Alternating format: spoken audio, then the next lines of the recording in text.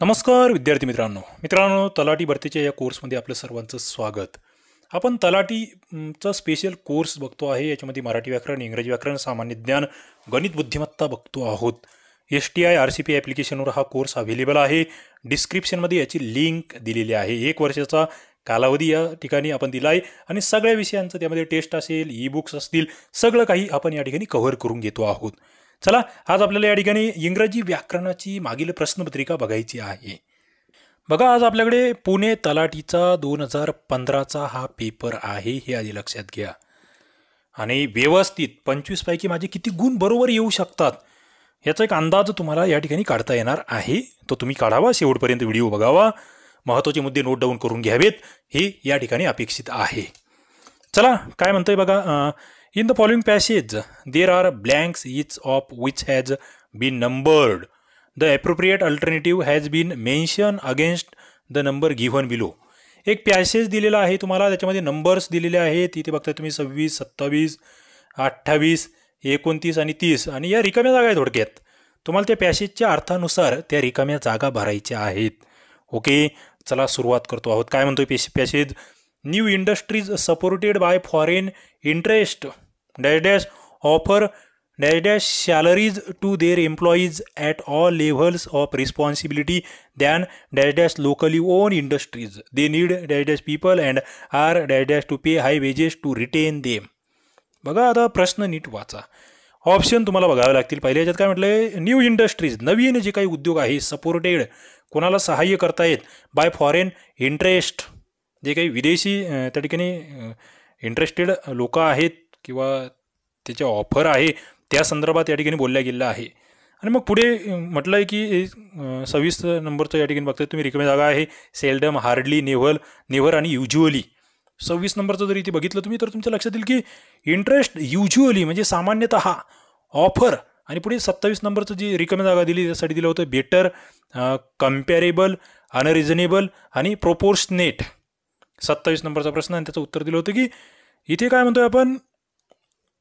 इथे आपण म्हणतोय की युज्युअली ऑफर बेटर सॅलरीज कशा? चांगल्या सॅलरीज टू देअर एम्प्लॉईज. बघा, बेटर सॅलरीज, इथे जे त्यांचे एम्प्लॉईज आहेत, तिथलचे काम करणारे मजूर आहेत, त्यांना एक चांगल्या पगार त्यांना भेटेल अशा पद्धतीने ते काम करतात. म्हणजे ते पहिल्याचं उत्तर तुम्ही काय म्हणणार आहात? युज्युअली. दुसऱ्याचं उत्तर काय म्हणणार आहात? बेटर, कारण ते बसतं इथे. At all levels of responsibility than dash locally on industries. आता इथे काय येऊ शकतं? लोकली ओन इंडस्ट्रीज, द्यान, त्याच्यानंतर काय? मग द्यान, डीड, डू, देअर, डज. 28चं तुम्हाला काय देता येईल या ठिकाणी उत्तर? 28 नंबरचा आता टेन्स संदर्भातला मुद्दा होता. काय टेन्स म्हणूया आपण, आणि हे प्रोनाऊन जे आहे त्याच्या संदर्भातला मुद्दा म्हणूया. 28 नंबरचा प्रश्न बघा, इथे द्यान देअर लोकली ओन इंडस्ट्रीज, त्यांच्या, देअर हा शब्दप्रयोग या ठिकाणी गरजेचा होता. पुढे दे नीड डॅश पीपल, बघा त्यांना किती माणसांची गरज आहे. बघा इथे काय म्हटलं गेलं? They need dash people and are to pay high wages, म्हणजे जास्त त्या ठिकाणी ते पगार देऊ शकतात. They need 29 less, local, more, talented. 29 नंबरचा प्रश्न आणि त्याचं उत्तर येतं दे नीड टॅलेंटेड पीपल. त्यांना कसे पीपल लागणार आहे? तो टॅलेंटेड लागणार आहेत. And are dash to pay high wages to retain them. ते काय करतायत? Bound, willing, force, रिल्युक्टंट. 30 नंबरचा प्रश्न जर या ठिकाणी बघितला तुम्ही तर तुमच्या लक्षात येईल ऑप्शन बघितल्यानंतर की त्यांना विलिंग, त्यांची इच्छा आहे. And are willing to pay high wages to retain them. त्यांना म्हणजे टॅलेंटेड लोक पाहिजे आहेत आणि त्यांना ते भरपूर पगार देण्यासाठी इच्छुक आहेत, अशा स्वरूपाचा हा उतारा होता. आणि त्यावरील हे रिकाम्या जागा भरायच्या होत्या. थोडासा वेगळा पण शब्दसंग्रह, ज्याला आपण होकॅबलरी म्हणतो, काय होकॅब म्हणतो आहे, त्या संदर्भातला हा उतारा होता, असं मला तरी म्हणावं असं वाटतं. पुढे जातोय आपण. Choose the word opposite in meaning of the given word. Opposite meaning ओळखायचं आहे. कॉन्व्हेक्स. आता कॉन्व्हेक्सचा अर्थ माहीत असेल तर तुम्हाला ऑपोजिट मिनिंग लक्षात येईल. तुमच्यासमोर आहे फ्लॅट, प्रोट्यूबरंट, फूल आणि कॉन्केव. आता कॉन्केव जर तुम्ही बघितलं तर तुमच्या लगेच लक्षात येईल. बघा, बहिर्गोल, अंतर्गोल किंवा बहिर्वक्र, अंतर्वक्र असं आपण म्हणत असतो. लगेच इथे उथळ किंवा त्या ठिकाणी खाली खोलगट अशा पद्धतीचे याचे अर्थ होत असतात. 31चं उत्तर काय ते 4 येत आहे. डायरेक्टली उत्तरापर्यंत पोहोचलोय. 32 नंबरचा प्रश्न. Choose the correctly spelled word. बघा, स्पेलिंग मिस्टेक ज्या आहेत त्या संदर्भातला हा प्रश्न आहे 32 नंबरचा. काय म्हटलं आहे? ॲपेलेशन असा शब्द दिला आहे आणि खाली 4 वेगवेगळ्या स्पेलिंग्स आहेत. इथे जर बघितलं तुम्ही पहिली स्पेलिंग तुम्हाला ॲपिलेशन म्हणजे इथे LATION, इथे कोणालाही काही याच्यात फरक नाही आहे. APP की सिंगल पी त्यावरही आहे. पुढे डबल पीच्या पुढे ए घ्यायचा की ई घ्यायचा. मित्रांनो इथे जर तुम्ही बघितलं 32 नंबरचा प्रश्न, ॲपिलेशन हा शब्द तुम्ही जर थोडंसं अभ्यास असेल तर तुमच्या लक्षात येईल. एखाद्याला नामकरण करण्याची क्रिया ज्याला आपण म्हणतो किंवा नाव देण्याची क्रिया, त्याची ही स्पेलिंग आहे. 32चं सी उत्तर येत आहे. पुढे आता आणखी दिलं आहे, read the following extract and answer the question by selecting the most appropriate alternative. आता या ठिकाणी एक असं कविता दिली आहे, असं आपण म्हणूया, एक पॅराटाईप दिला आहे. Words these are, I think, I know. आता तुम्ही पूर्ण त्याच्यात आपल्याला घुसायचं नाही. बघा या ठिकाणी तुम्हाला एक कविता दिलेली होती आणि त्याच्यावरून मग प्रश्न ची उत्तरं शोधायची होती. ती म्हटलं होतं की माइल्स टू गो. आता हे सरळ आहे. हा प्रश्न तुम्हाला असाही फ्रेजेस किंवा इडियम्समध्ये विचारला जाऊ शकतो. 33 नंबरचा प्रश्न आणि याचं उत्तर डायरेक्टली आपण देऊ शकतो की ही as to accomplish many task, म्हणजे एकाच वेळेस खूप सारे कामं पूर्ण करणे, त्याला माइल्स टू गो असं म्हटलं जातं. हे लक्षात ठेवा, मुद्दे नोट डाऊन करून ठेवा. तलाठी भरतीला कशा पद्धतीचे प्रश्न विचारले जाऊ शकतात. आता या ठिकाणी या कवितेमध्ये जे दिलं आहे त्यावरून द वुड्स बिलॉंग टू. आता हे वुड्स जे आहे याच्यासाठी कोणता शब्द वापरू शकतात, तर इथे तुमच्या लक्षात येईल, तुम्ही जर कविता वाचली ती तर रुस्टिक फेलो आपण ज्याला म्हणतो तो शब्द येईल. पुढे बघा, despite the darkest evening the poet is. Darkest evening जे आहे याच्यासाठी कोणता शब्द डिस्पाईट केलेला आहे असं या ठिकाणी म्हटलेलं आहे. आणि याचं उत्तर जर बघितलं डार्केस्ट इव्हनिंग. आता याच्या नेमकं थोडंसं विरुद्धार्थी शब्द जो आहे, डार्केस्ट म्हटल्यावर आपल्याला माहीत आहे समोर काळा अंधार आहे, काहीतरी निगेटिव्ह सेन्स आहे, आणि याचं मग तुम्हाला ऑप्टिमिस्टिक ज्याला आपण आशादायी म्हणतोय तो शब्द तुम्हाला इथे द्यावा लागतो. पुढे 36 द पोएट वॉज अकम्पनाईड बाय. आता इथे जर बघितलं अकम्पनाईड म्हणजे काय, साध्य करणे, त्यांनी काय साध्य केलेलं आहे. आता यावरून म्हणजे तुम्ही ती कविता वाचली तर तुम्हाला उत्तर देता येईल. उत्तर या ठिकाणी दिलेलं होतं 36चं, ते म्हणजे हिज हॉर्स, त्याला त्याचा घोडा सापडलेला आहे. पुढे आता आपण डायरेक्टली आपल्या मुद्द्यांवर येऊया. The word dark. डार्क म्हणजे काय, समानार्थी शब्द आहे, सिनोनिम आहे. व्होकॅब्युलरी तुम्हाला चांगली करून ठेवावी लागेल. Gloomy, wild, hideous, fearless. Dark म्हणजे काय मित्रांनो, नीट व्यवस्थित या ठिकाणी तुम्हाला माहीत असेल तर आणि तरच या प्रश्नाचे उत्तर देता येतील. डार्क म्हणजे आपण म्हणतो ना अंधार वगैरे किंवा असं नैराश्याचं काहीतरी, तर त्याचा समानार्थी शब्द आहे ग्लूमी, ज्याला आपण खिन्न म्हणतो, उदास म्हणतो, डिप्रेसमध्ये जाणं म्हणतो एखादा. ओके, त्यासाठीचा शब्द आहे डार्क, ग्लूमी, लिहून ठेवा. पुढे चूज द करेक्ट अल्टरनेटिव्ह म्हटलं आहे. Hero is one of the best pens. बघा, वन ऑफ द, आणि ते खाली जर बघितलं डिग्रीचं हे वाक्य आहे, तुम्हाला डिग्री चेंज करायची आहे. खाली तुम्ही जर बघितलं तर very few pens are as good as Hero, no other pen as good as Hero, Hero is better than any other pens. इथे तुम्हाला करेक्ट ओळखायचं. बघा याचं जर बघितलं ना, पॉझिटिव्ह सेन्स या ठिकाणी तुम्हाला दिसतोय, ॲज गुड ॲज अशा पद्धतीचं वाक्य असेल तर आधी व्हेरी फ्यू वापरलं जातं, आणि इथे तुम्ही जर बघितलं तर हे वाक्य येतं आहे ओनली एक करेक्ट. पुढे 39 नंबरचा प्रश्न, name the figure of speech. आता हे अलंकारावरचा प्रश्न तुम्हाला नेहमी विचारला जातो. फिगर ऑफ स्पीच तुम्हाला सगळे चांगले करून ठेवायचे. त्यावरचं आपलं लेक्चर अव्हेलेबल आहे ऑलरेडी, ते तुम्ही बघा. My slate remains blank in spite of writing. आता ते म्हणतो ना आपण, मी सगळं लिहिलं तरी पाठी माझी कोरीच राहिली, असं एक मराठीमध्ये संत तुकाराम महाराजांचे ते ओव्या आहेत, तसंच आहे. म्हणजे विरोधाभासी जो मिनिंग म्हणतो आपण तो या ठिकाणी तुम्हाला दिसतो आहे. आणि मग त्याच्यासाठी म्हणजे आणखी एक वाक्य जर तुम्ही बघितलं, बघा, life is much too important to be taken serious, असं एक वाक्य, गाजलेलं वाक्य. म्हणजे statement appears to contradict itself. एखादं विरोधाभासी स्टेटमेंट जे असतं ते या ठिकाणी केलं जातं. आणि मग तसं जर बघितलं तुम्ही फिगर ऑफ स्पीच, तर खाली तुमच्याकडे विविध ऑप्शन होते, रिपिटेशन, क्लायमॅक्स, पॅराडॉक्स, आणि उत्तर याचं होतं मग पॅराडॉक्स हा अलंकार आहे. पुढे विरोधाभास. थोडक्यात choose which part has an error. कोणत्या पार्टमध्ये एरर आहे हे शोधायचं होतं. He has seen the picture yesterday, आणि पुढे म्हटले नो एरर. आहे का याच्यामध्ये काही एरर दिसतोय का तुम्हाला? नीट लक्ष द्या. ABCD. आता हे टेन्स ज्याचं चांगलं आहे ना त्यालाच या प्रश्नाचं उत्तर देता येईल, म्हणून तुम्हाला म्हटलं मी टेन्स चांगलं करून ठेवा. आपलं शारदा मॅडमने लेक्चर्स घेतलेले आहेत, माझे लेक्चर्स आहेत टेन्सवर, ते जरा व्यवस्थित बघा. काय, ही has seen the picture yesterday, इथे येस्टरडे म्हटलं जातं आहे बरोबर. मग येस्टरडे म्हटल्यावर इथे काळ काय येईल, हॅज येईल का? नाही, इथे हॅड येणार आहे. ओके, 40चं उत्तर जर बघितलं मित्रांनो, पहिलंच चुकीचं आहे, हे चुकीचं आहे. कारण की सरळ पास्ट टेन्स होता ना तो. ओके, पुढे पास्ट परफेक्ट होता तो. Choose the correct alternative. We dash dash to the zoo when he called on us. आता इथे सरळ तुम्हाला वर्बवर या ठिकाणी प्रश्न आहे. टेन्स म्हणूया आपण, काळाचा कोणता स्वरूप या ठिकाणी वापरता येईल त्या संदर्भातला हा प्रश्न होता. आणि इथे जर बघितलं ही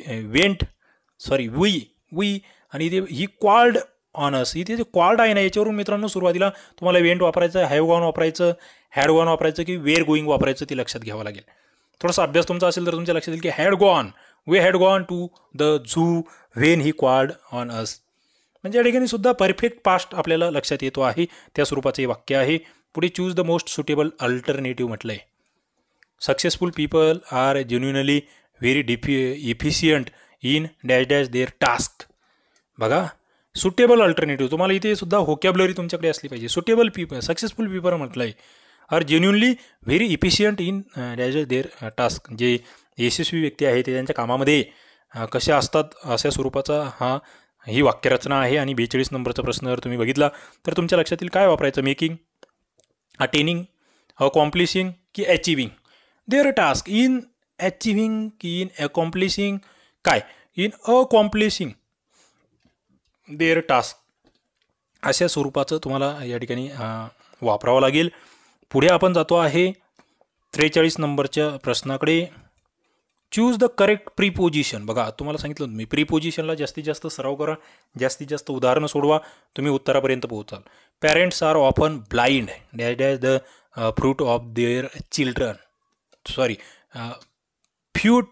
फेट्स म्हणतो आपण त्याला, ऑफ देअर चिल्ड्रन. या ठिकाणी काय वापरणार तुम्ही, ऑफ, अबाउट, टू की फॉर. 43 नंबरचा प्रश्न आहे. आणि इथे ब्लाइंड टू अशा स्वरूपाची वाक्यरचना असते नेहमी, ते लक्षात घ्या. पुढे 44 नंबरचा प्रश्न.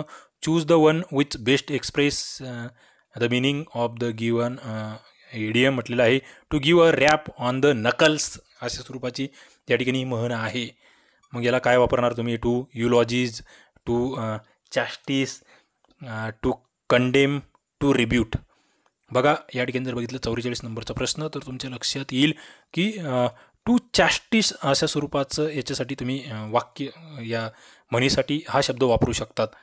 त्याला काय म्हटलं जातं, गैरकृत्याबद्दल टीका करण्यासाठी या ठिकाणी to give a rap on the knuckle अशा पद्धतीची शब्दरचना केली जाते किंवा ती म्हण वापरली जाते. पुढे choose the one which best expresses the given sentence passive voice. बघा, what did C it. Okay, कशा पद्धतीचा पॅसिव्ह व्हॉइस याचा होऊ शकतो. व्हॉट डीड सी इट असं म्हटलेलं आहे. आणि खाली म्हटलं आहे मग what did she eaten by her, what is eaten by her, what was eaten by her, what was eaten by her. आता इथे जर बघितलं तुम्ही तर तुमच्या लक्षात येईल की आता काही बाबी तुम्हाला कटसुद्धा करता आल्या पाहिजेत. 45 नंबरचा प्रश्न जर बघितला तुम्ही तर तुमच्या लक्षात येईल याचं उत्तर. तुम्ही इथे एकतर हा प्रश्नार्थी शब्द आहे त्याच्यामुळे इथे प्रश्नार्थक नाही आहे, ते तर कट होते डायरेक्टली. पुढे what did C eat, what did जे आहे ना ते डीड तसं राहणार नाही किंवा ईजचाही तिथे संबंध नाही, कारण ईज हा प्रेझेंट टेन्स आहे. What was eaten by her, eaten तर आलाच पाहिजे, पॅसिव्ह करायचं आहे, थर्ड फॉर्म आलाच पाहिजे. ओके, व्हॉट वाज डीडचा वाज करायचा आहे तुम्हाला, what was eaten by her. Okay, 45/4. 46.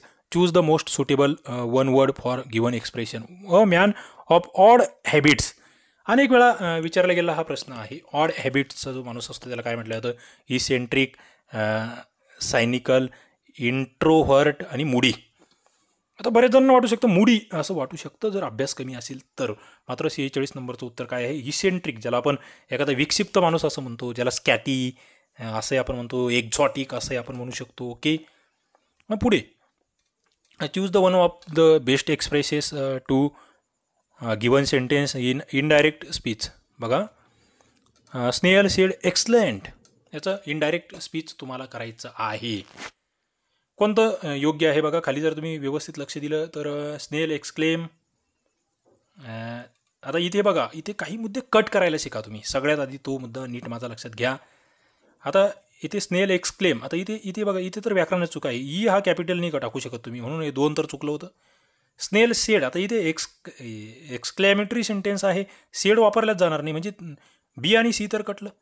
वर राहिलं इथे म्हटलं जातं स्नेल exclaim that it is excellent, आणि खाली म्हटलं जातं स्नेल एक्सक्लेम दॅट इट वाज एक्सक्लेम. आता इथे इट इज की इट वाज? मित्रांनो, इट वाज वाक्यरचना लक्षात घ्या. इनडायरेक्ट स्पीचमध्ये आपण भूतकाळी रूप वापरणार आहोत, म्हणून उत्तर या ठिकाणी 47चं 4 येतं आहे. आता इथे तुम्ही किती अभ्यास केला आहे यावर तुम्हाला किती चांगलं समजतं हे डिपेंड आहे.